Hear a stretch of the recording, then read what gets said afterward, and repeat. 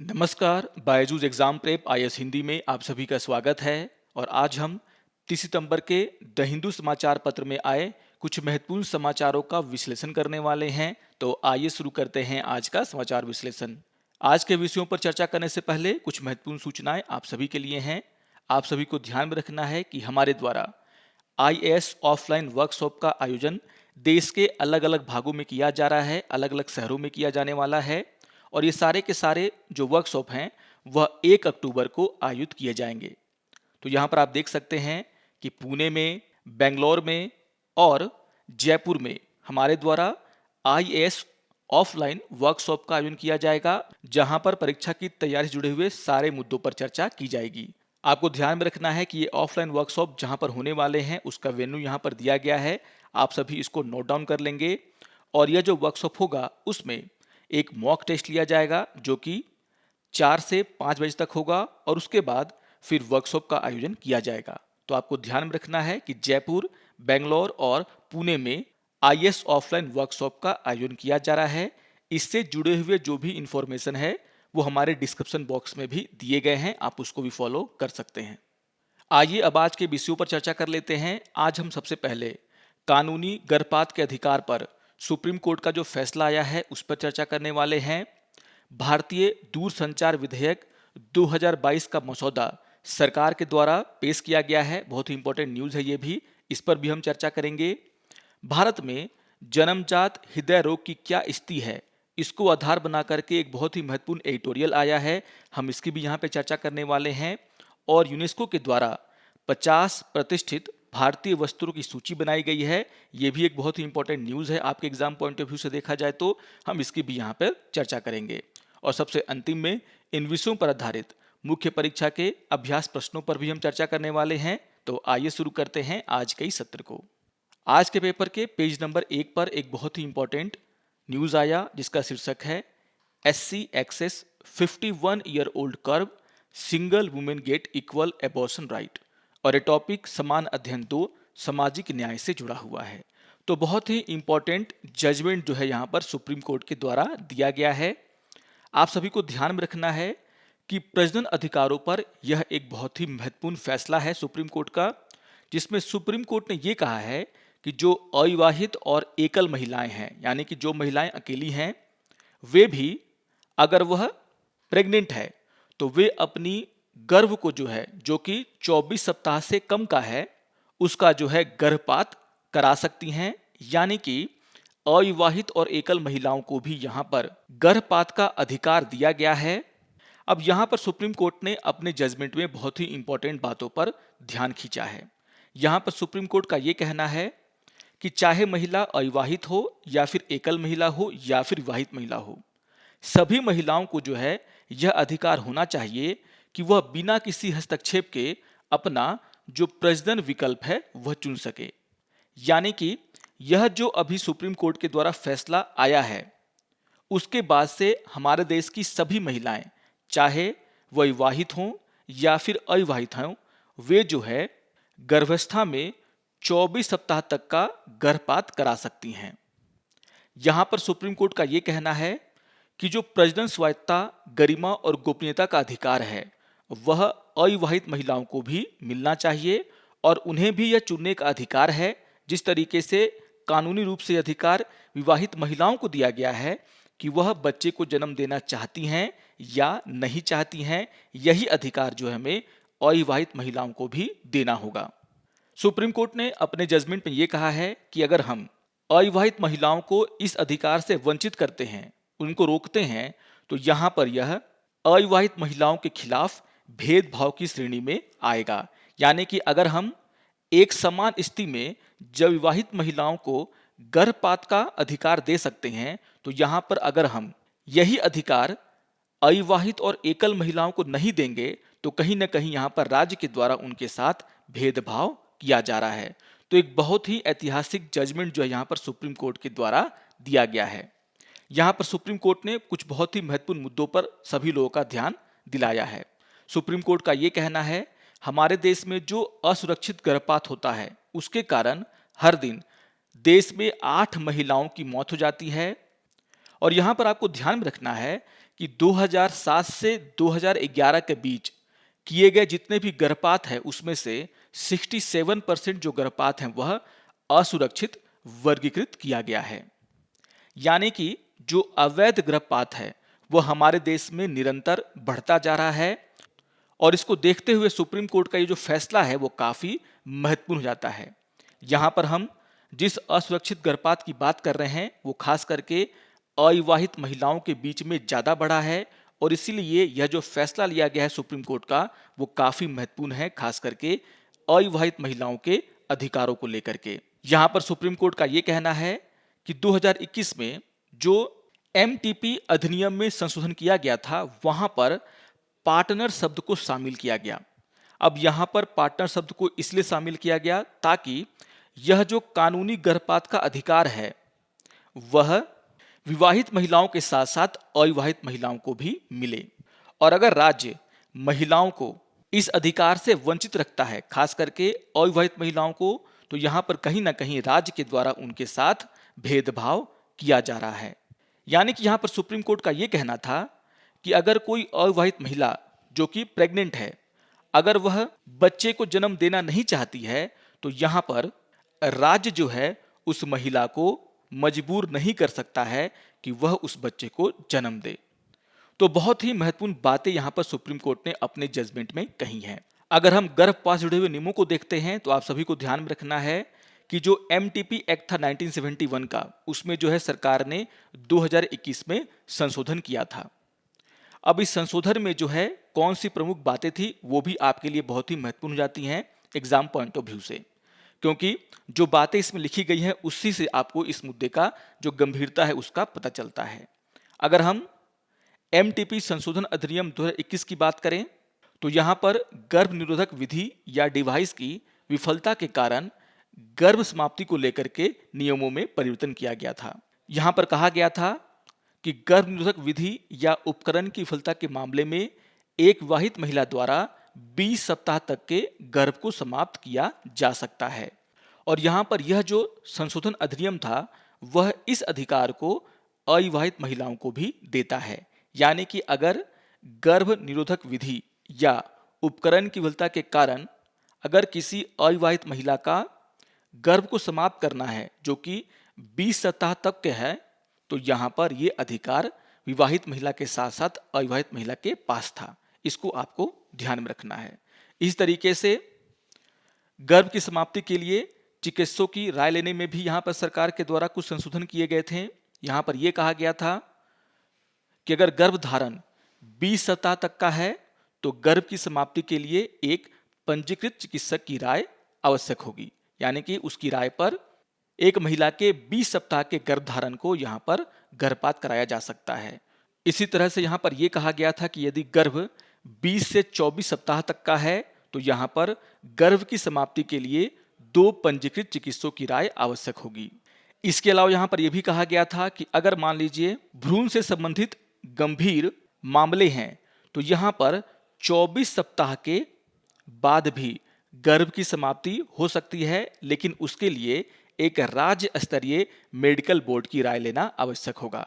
तो यहां पर आपको यह भी ध्यान में रखना है कि जो संशोधन किया गया था 2021 में उसमें जो है कौन कौन सी बातें यहां पर सरकार ने जोड़ी थी। इस तरीके से यहां पर अगर हम विशेष श्रेणियों की बात करें तो यहां पर यह कहा गया था कि जो एमटीपी अधिनियम है उसकी धारा 3B के अनुसार निम्नलिखित श्रेणियों की महिलाओं को 24 सप्ताह तक की अवधि के लिए गर्भावस्था की समाप्ति के योग्य माना जाएगा। अब यहां पर ये जो श्रेणियां हैं वो क्या हैं इसको जानना आपके लिए बहुत ही आवश्यक है। जैसे यहां पर यह कहा गया कि जो दुष्कर्म तथा अनाचार से पीड़ित महिलाएं हैं उनको इस श्रेणी में रखा जाएगा। यानी कि अगर वे चाहती हैं कि उनका गर्भपात कराया जाए तो उनको जो है यहाँ पर कानूनी गर्भपात का अधिकार होगा। उसी तरीके से नाबालिगों को या फिर चल रही गर्भावस्था के दौरान अगर महिला के वैवाहिक स्थिति में कोई परिवर्तन आता है, यानी कि जैसे वह अगर विधवा हो जाती है या फिर उसका तलाक हो जाता है, तो ऐसी स्थिति में भी उसे कानूनी गर्भपात का अधिकार दिया जाएगा। उसी तरीके से शारीरिक अक्षमता वाली महिलाएं या फिर जो मानसिक रूप से कमजोर हैं, बीमार हैं, वैसी महिलाओं को, या फिर अगर किसी महिला के भ्रूण में विकृति पाई जाती है तो वैसे महिलाओं को जो है कानूनी गर्भपात का अधिकार दिया जाएगा अगर उनकी जो गर्भ है वह 20 से 24 सप्ताह के भीतर का है। तो यहाँ पर जो है कुछ महिलाओं को इसमें अलग से जो है विशेष अधिकार दिए गए थे।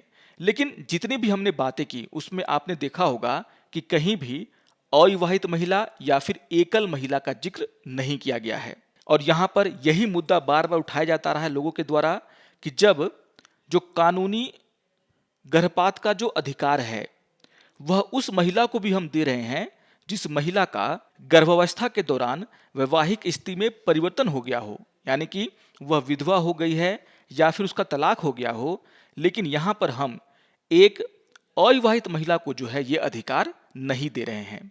तो इसको लेकर के बार बार जो है इस अधिनियम की आलोचना की जाती रही है।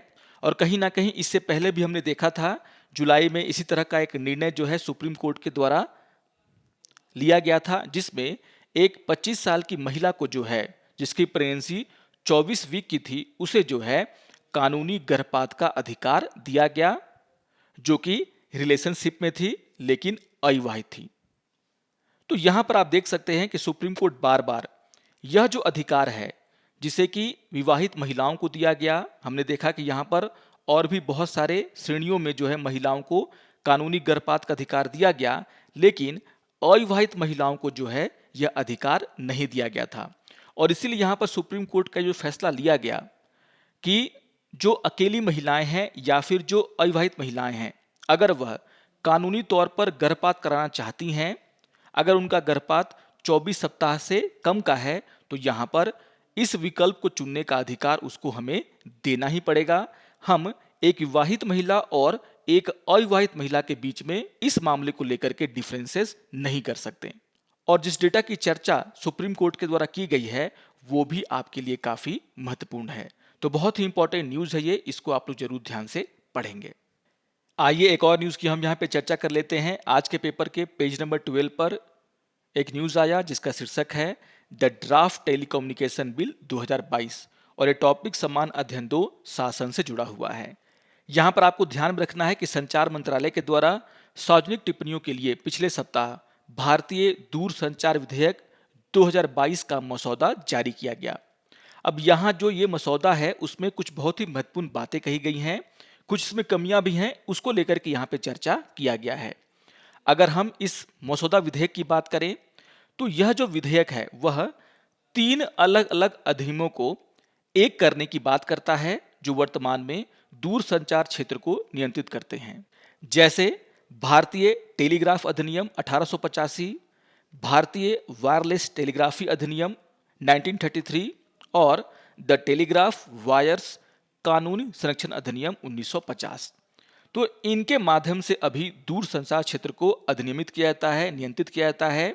और यहाँ पर सरकार का ये कहना है कि उसके द्वारा जो भारतीय दूरसंचार विधेयक लाया जा रहा है वह इन तीनों कानूनों को समेकित करता है, यानी कि एक करने का प्रयास करता है।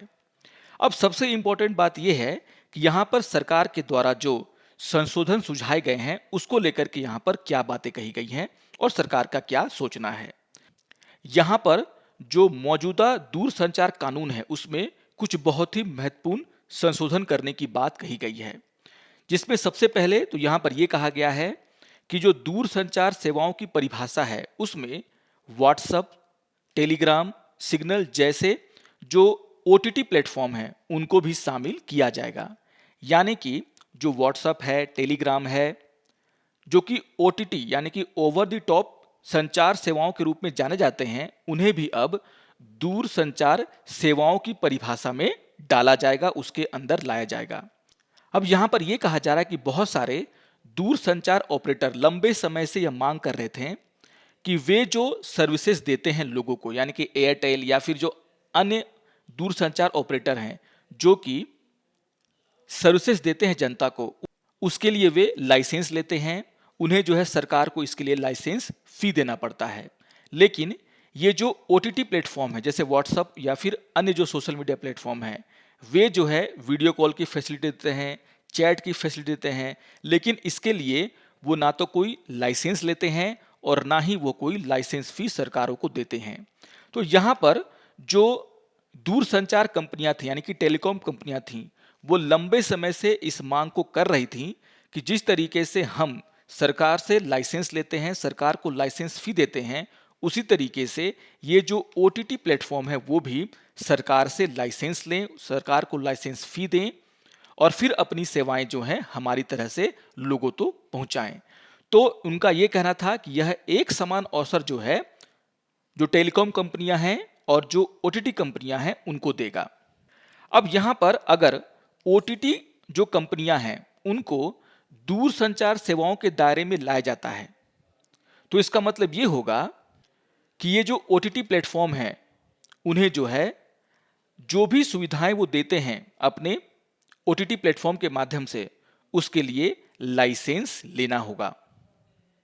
इसके अलावा उन्हें जो है कई और शर्तों का पालन करना होगा। जैसे जिस तरीके से टेलीकॉम कंपनियां आपका जो है केवाईसी करवाती हैं, यानी कि आपसे डेटा लेती हैं, आपका एड्रेस का प्रूफ लेती हैं, उसी तरीके से अब ये जो ओटीटी प्लेटफॉर्म है उन्हें भी अगर मान लीजिए उनको दूरसंचार ऑपरेटर मान जाता है, तो इन्हें भी क्या करना होगा, आपसे उनकी सुविधा का उपयोग करने के लिए अपना केवाईसी विवरण देना होगा। यानी कि आपको अपना एड्रेस प्रूफ और भी जो प्रूफ होते हैं वो आपको ओटीटी प्लेटफॉर्म्स को देने होंगे। उसी तरीके से जो एन्क्रिप्शन नियम है उनका पालन इनको करना होगा और इसके साथ साथ सरकार को जो है यह अधिकार देना होगा कि वह वैध तरीके से इनके नेटवर्क की जांच कर सकते हैं। तो यहां पर आपको यह समझना है कि सरकार ने क्या कहा है, कौन से संशोधन करने की बात कही है और उसका असर जो है इन पर क्या पड़ने वाला है। तो दोनों बातों को आपको साथ साथ समझते हुए चलना है। इसी तरीके से यहां पर उपभोक्ता के संरक्षण के कुछ उपायों की बात कही गई है। जैसे आप सभी जानते हैं कि हमारे देश में जो स्पैम कॉल हैं या फिर जो ऑनलाइन धोखाधड़ी है वो लगातार बढ़ती जा रहा है और यहां पर सरकार ने यह कहा है कि किसी भी प्रकार का दूरसंचार सेवाओं का उपयोग करने वाला कोई भी व्यक्ति हो, उसकी जो पहचान है वह उपलब्ध होगी। इसका मतलब क्या है? इसका मतलब यह है कि मान लीजिए अभी कोई व्यक्ति अगर आपको फोन करता है तो आपके फोन पर सिर्फ उसका नंबर दिखाई देता है, लेकिन अगर ऐसा होने के बाद अगर कोई व्यक्ति जो कि अननोन नंबर है, अननोन व्यक्ति है आपके लिए, अगर वह आपके नंबर पर फोन करेगा तो उसके फोन नंबर के साथ साथ उसका नाम भी यहां पर दर्शाया जाएगा, जिससे आप यह समझ जाएंगे कि यह स्पैम कॉल है या फिर किसी जानकार वाले या फिर किसी जानने वाले व्यक्ति ने आपको कॉल किया है। तो यहां पर सरकार का यह कहना है कि जो भी व्यक्ति जो दूरसंचार सेवाओं का उपयोग करता है उसका सभी जानकारी जो है जिसको वह कॉल करने वाला है उसको पहुंचाया जाएगा। यानी कि फोन नंबर तो प्रदर्शित होगा ही, उसके साथ साथ उस व्यक्ति का नाम भी प्रदर्शित होगा। यहां पर आप सभी अपने फोन में अपने जानने वालों के नाम सेव करके रखते हैं, लेकिन जो स्पैम कॉल होते हैं, मतलब जिस नंबर को आप नहीं जानते हैं, जो धोखाधड़ी वाले नंबर होते हैं, अगर वो भी आपके फोन पर कॉल करते हैं तो उनका जो है नंबर के साथ साथ उनका नाम जरूर यहां पर आपको दिखेगा। अगर ऐसा हो जाता है तो यहां पर एक तरीके से माना जा सकता है कि सरकार के द्वारा उपभोक्ता संरक्षण को लेकर के काफी महत्वपूर्ण उपाय करने की बात कही गई है। यहां पर सरकार का यह भी कहना है कि मान लीजिए अगर कोई उपभोक्ता अपना सही विवरण नहीं देता है तो उसके लिए जो है यहां पर जुर्माने की बात कही गई है। मान लीजिए अगर आप अपना गलत पहचान देते हैं, गलत विवरण देते हैं, तो यहां पर यह कहा गया है इस प्रस्तावित विधेयक में कि उस व्यक्ति पर जो है 50,000 तक का जुर्माना लगाया जा सकता है या फिर जो मोबाइल नंबर है उसे क्या किया जा सकता है, ब्लॉक किया जा सकता है और कुछ दिनों के लिए जो है उस मोबाइल नंबर का उपयोग करने से उस व्यक्ति को रोका जा सकता है। तो यहां पर यह कहा जा रहा है कि अगर आप अपनी पहचान को गलत तरीके से बताते हैं, छुपाते हैं, तो यहां पर यह भी प्रावधान है कि आप पर जुर्माना या फिर आपके नंबर को ब्लॉक करने की बात की जा सकती है। या फिर यहां पर सरकार ने यह भी कहा है कि जो स्पैम करने वाले, यहां पर सरकार ने यह भी कहा है कि जो धोखाधड़ी करने वाले लोग होते हैं या फिर जो अपना सही विवरण नहीं देंगे, उन्हें जो है दूरसंचार सेवाओं का उपयोग करने से कुछ समय के लिए प्रतिबंधित भी किया जा सकता है। तो यहां पर बहुत ही इंपॉर्टेंट बातें सरकार के द्वारा अपने इस मसौदा विधेयक में कही गई हैं। यहाँ पर सरकार ने यह भी कहा है कि जिस तरीके से आप देखते होंगे कि जब आप इंटरनेट का उपयोग करते हैं या फिर कोई और प्लेटफॉर्म का उपयोग करते हैं तो लगातार उसमें जो है प्रचार आपको देखने को मिलता है, विज्ञापन आपको देखने को मिलता है। यहाँ पर यह भी कहा गया है सरकार के द्वारा कि ग्राहक की पूर्व सहमति के बिना ऐसा जो है प्रचार या फिर विज्ञापन आपको नहीं दिखाया जा सकता। तो यहाँ पर कहीं ना कहीं उपभोक्ता के संरक्षण को लेकर के काफी महत्वपूर्ण बातें की गई हैं। यह जो विधेयक है उसकी आलोचना भी हो रही है, खास करके जो ट्राई की पावर को कम करने का प्रयास यहां पर किया गया है उसको लेकर के इसका लगातार जो है आलोचना किया जा रहा है। आप सभी को ध्यान में रखना है कि जो ट्राई है यानी कि telecom regulatory authority of India, वह जो है दूरसंचार क्षेत्र की एक नियामक संस्था है, यानी कि रेगुलेटरी बॉडी है, जिसकी स्थापना 1997 में दूरसंचार क्षेत्र को सही तरीके से कंट्रोल करने के लिए किया गया था। अब यहां पर यह जो विधेयक है वो कहीं ना कहीं ट्राई का जो पावर है उसको छीनने का काम करता है, ट्राई को कमजोर करने का काम करता है। और ट्राई जो कि अभी तक अपने तरीके से फैसले लेता था, उसे एक जो है नियामक बॉडी से बदल करके मात्र एक सिफारसी निकाय में बदलने का यहां पर सरकार के द्वारा प्रयास किया जा रहा है, जिसकी आलोचना लगातार यहां पर की जा रही है। जैसे यहां पर सरकार ने यह कहा है कि जिस तरीके से ट्राई जो है पहले टेलीकॉम ऑपरेटरों को लाइसेंस जारी करता था, तो यहां पर अगर सरकार किसी टेलीकॉम ऑपरेटर को लाइसेंस जारी करना चाहती है तो उसके पहले उसे जो है ट्राई से सिफारिश लेने की आवश्यकता नहीं होगी। तो यहां पर पहले क्या होता था, ट्राई की सिफारिशें लेनी पड़ती थी सरकार के द्वारा और उसके बाद फिर सरकार किसी टेलीकॉम ऑपरेटर को लाइसेंस जारी करता था। तो यहां पर सरकार के द्वारा इस विधेयक में यह कहा गया है कि अगर सरकार किसी को लाइसेंस जारी करना चाहती है तो उसे जो है ट्राई से सिफारिश लेने की आवश्यकता नहीं है। कहीं ना कहीं यह ट्राई का जो मूल उद्देश्य है उसको खत्म करने के बराबर है। यहां पर यह भी कहा गया है कि ट्राई जो है वह सरकारी सूचनाओं या दस्तावेजों की मांग नहीं कर सकता सरकार से। यानी कि जब सरकार किसी टेलीकॉम ऑपरेटर को कोई लाइसेंस देने चाहती है तो यहां पर ट्राई क्या करता है, सरकार से कुछ दस्तावेज मंगाता है और दस्तावेज को जांच करने के बाद फिर वह क्या करता है, सरकार को सिफारिशें करता है कि उस व्यक्ति को या फिर उस कंपनी को जो है लाइसेंस दिया जाना चाहिए या नहीं। तो यहां पर ट्राई का जो ये पावर है कि सरकार के तो यहां पर ट्राई का जो पावर है कि सरकारी दस्तावेज को मंगा सकता है, उसकी इस शक्ति को भी हटाने का प्रयास किया जा रहा है। यहां पर लेखक के द्वारा यह बताया गया है कि अगर सरकार ट्राई की जो पावर है उसको छीनती है तो यह कहीं ना कहीं जो अंतर्राष्ट्रीय मानक हैं उसका उल्लंघन होगा। आप देख सकते हैं कि दुनिया के हर देश में दूरसंचार नियामक हैं, यानी कि वहां पर भी इस तरह की रेगुलेटरी बॉडीज हैं और इन रेगुलेटरी बॉडीज को जो है वहां पर अधिक स्वतंत्रता और शक्ति प्रदान की जाती है ताकि टेलीकॉम सेक्टर में जो निवेश करने वाले लोग हैं वे जो हैं अपना विश्वास मार्केट में बनाए रखें। तो यहां पर जो निवेशक होते हैं उनका विश्वास बहाली के लिए भी और जो उपभोक्ता हैं उनके संरक्षण को बनाए रखने के लिए भी इस तरह की एक स्वतंत्र बॉडी की आवश्यकता होती है।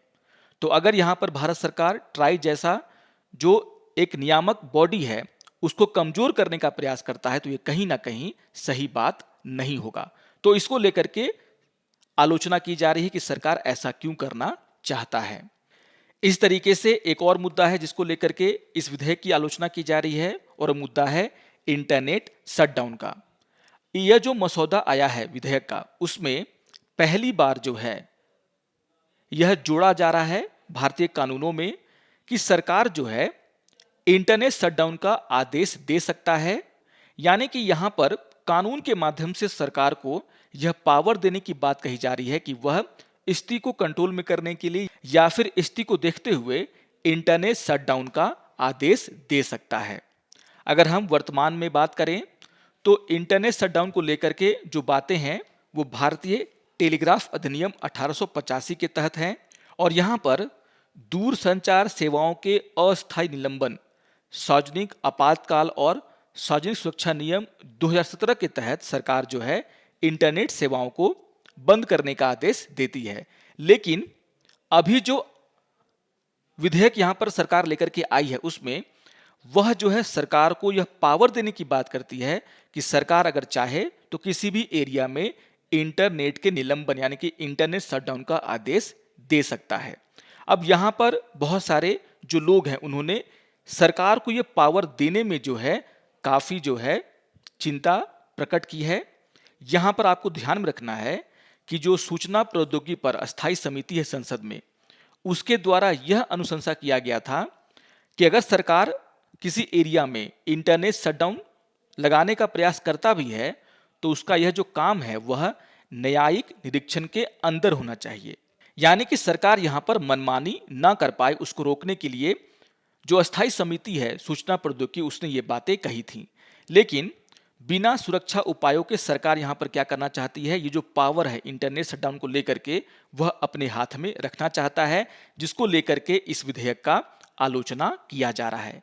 तो यहां पर जो प्रमुख बातें हैं उसको लेकर के चर्चा की गई है इस न्यूज में, साथ ही साथ जो चिंताएं हैं उसको लेकर के भी काफी महत्वपूर्ण बातें यहां पर कही गई हैं और इसीलिए यह जो न्यूज है वो आपके लिए बहुत ही महत्वपूर्ण है।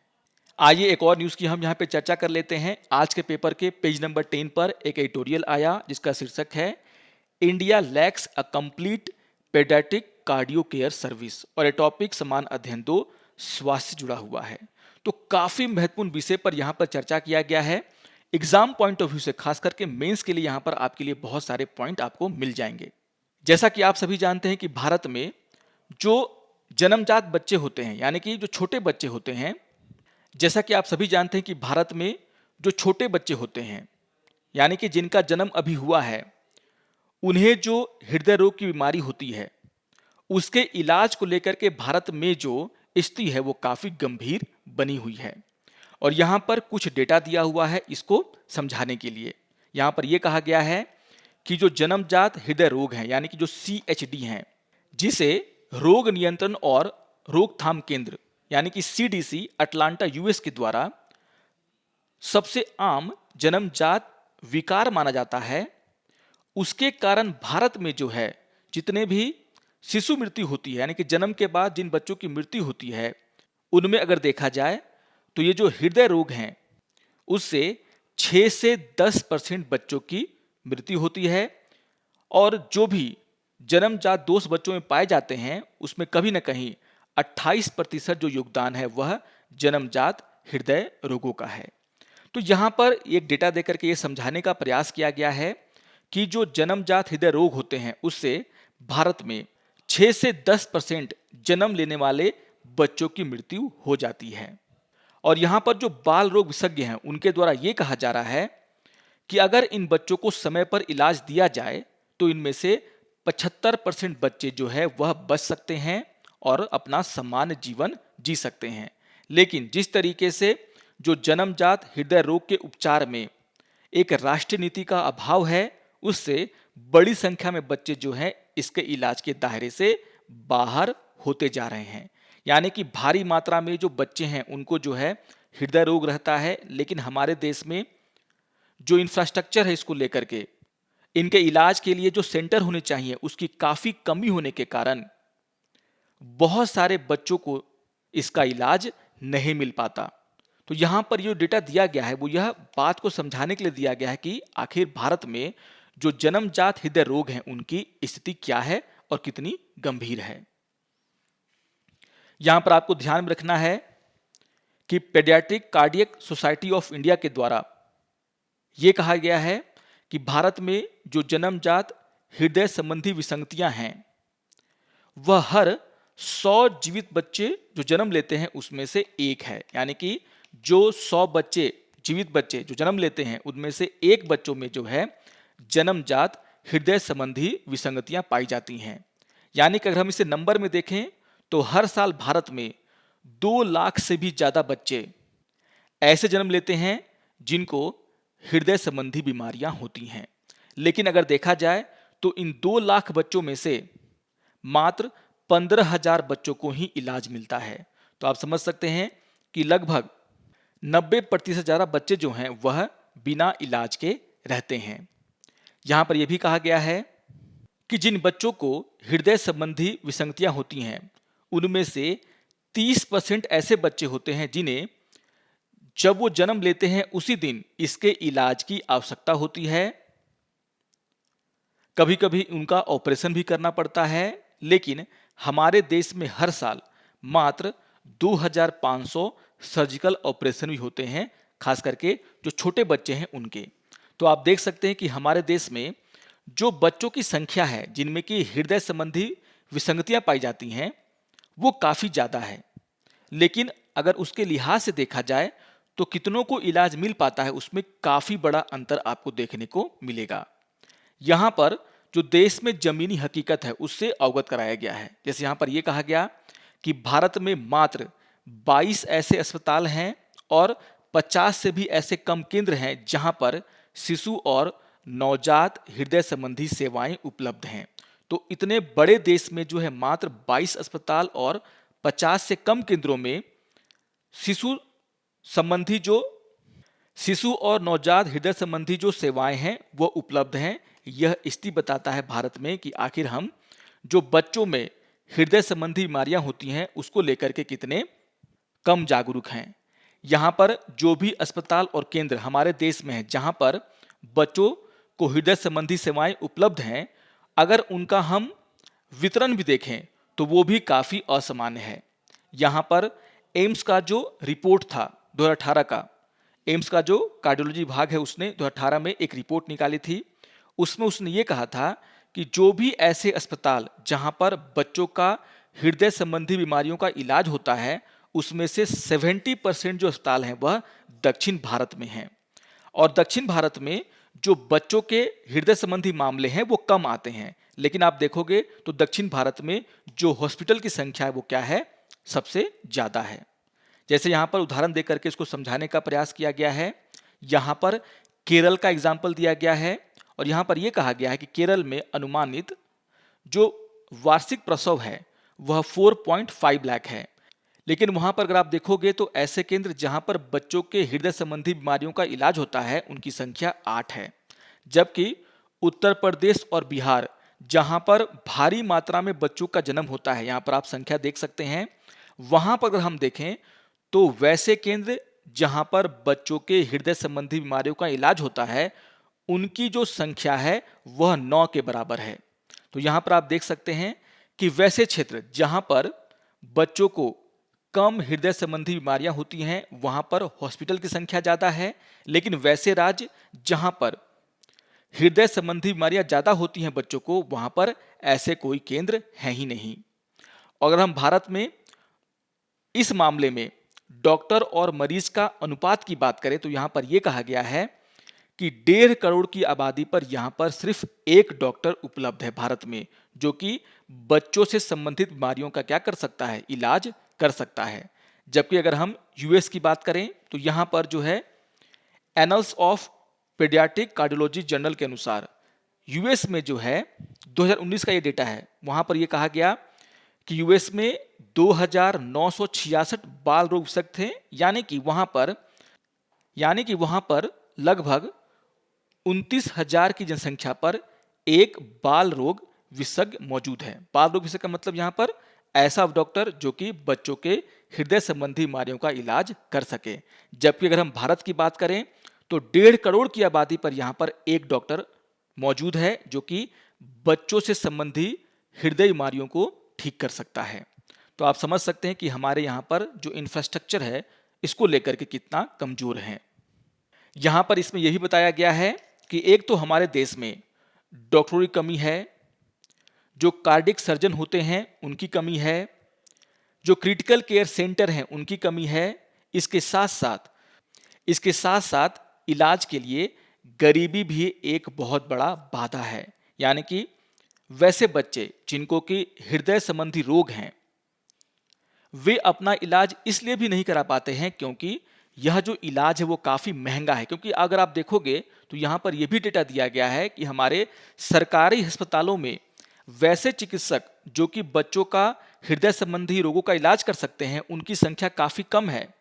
जैसे यहाँ पर दिया गया है कि जो दिल्ली में 38 गवर्नमेंट हॉस्पिटल हैं उनमें जो है मात्र 4 ऐसे डॉक्टर हैं जो कि बच्चों से संबंधित हृदय रोग का इलाज कर सकते हैं। तो यहाँ पर एक तो डॉक्टर नहीं है, सेंटर नहीं है इलाज करने के लिए, साथ ही साथ प्राइवेट हॉस्पिटल्स में इसका इलाज ज़्यादा होता है, इसलिए इनका इलाज कराना भी क्या है, बहुत ही महंगा है। तो गरीबी कारण भी बहुत सारे बच्चे जो हैं अपने हृदय संबंधी रोगों का इलाज नहीं करा पाते। तो बहुत ही महत्वपूर्ण मुद्दा यहाँ पर उठाया गया है, स्वास्थ्य से जुड़ा हुआ, काफ़ी इंपॉर्टेंट हो जाता है मेंस एग्जाम के लिए, क्योंकि यहाँ पर जो भारत में जन्म लेने वाले बच्चे हैं जिनमें हृदय रोग संबंधी जो मामले हैं वो काफ़ी ज़्यादा देखने को मिल रहे हैं, लेकिन उसके इलाज के लिए भारत में वैसी व्यवस्था नहीं है, जिसके कारण बहुत सारे बच्चों की मृत्यु भी हो जाता है। तो इस गंभीर मुद्दे को जरूर ध्यान से आप लोग पढ़ेंगे। एक और न्यूज़ की हम यहाँ पे चर्चा कर लेते हैं। आज के पेपर के पेज नंबर 1 पर एक बहुत ही इंपॉर्टेंट न्यूज़ आया जिसका शीर्षक है UNESCO list 50 iconic Indian textiles, और ये टॉपिक सामान्य अध्ययन 1 कला और संस्कृति से जुड़ा हुआ है। तो आपके प्री के लिए भी बहुत ही इंपॉर्टेंट है ये। यहाँ पर आपको ध्यान में रखना है कि यूनेस्को ने भारत की जो 50 प्रतिष्ठित भारतीय वस्त्र है उनकी सूची बनाई है, और यह सूची इसलिए बनाई है क्योंकि यूनेस्को जो है इन्हें जो है संरक्षित करना चाहता है।